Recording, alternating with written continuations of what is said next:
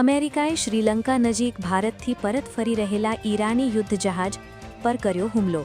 આ હુમલામાં અત્યાર સુધીમાં 87 ઈરાની ખલાસીઓ માર્યા ગયા। શ્રીલંકાની સરકારે આપી માહિતી।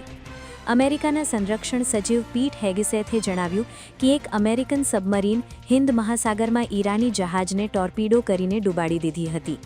જહાજ પર આશરે 180 ખલાસીઓ સવાર હતા, જેમાંથી 101 લોકો હજુ ગુમ। પાકિસ્તાનમાં સુરક્ષા સ્થિતિ બગડતી હોવાથી અમેરિકાએ લાહોર અને કરાચી કોન્સ્યુલેટમાંથી બિનઆવશ્યક કર્મચારીઓને દૂર કરવાનો આદેશ આપ્યો।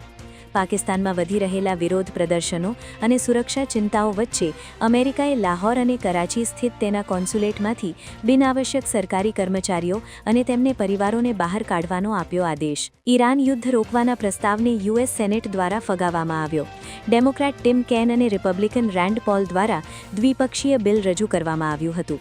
તેના જોગવાઈ હતી કે કોંગ્રેસ દ્વારા જ્યાં સુધી મંજૂરી ના મળે ત્યાં સુધી સેનાને પાછી બોલાવી લેવી, પણ રિપબ્લિકન પાર્ટીના બહુમતને કારણે આ પ્રસ્તાવ પાસ ન થઈ શક્યો।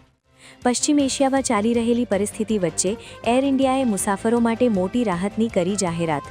એર ઇન્ડિયાએ જણાવ્યું કે અસરગ્રસ્ત મુસાફરોને તેમની મુસાફરીની તારીખો ફરીથી શેડ્યુલ કરવાનો અથવા કોઈપણ વધારાના ફી વિના રદ કરવા પર સંપૂર્ણ રિફંડ મેળવવાનો વિકલ્પ આપવામાં આવશે। ન્યૂઝીલેન્ડે બીજી વખત T20 વર્લ્ડ કપની ફાઇનલમાં પ્રવેશ કરી લીધો છે। ટીમે બુધવારે રમાયેલી પહેલી સેમીફાઇનલમાં સાઉથ આફ્રિકાને 1 વિકેટથી હરાવ્યું। ટીમ પહેલીવાર 2021ની ફાઇનલમાં પહોંચી હતી। કોલકાતાના ઈડન ગાર્ડન સ્ટેડિયમમાં કીવી ટીમના કેપ્ટન મિચેલ સેન્ટનરે ટોસ જીતીને બોલિંગ પસંદ કરી હતી।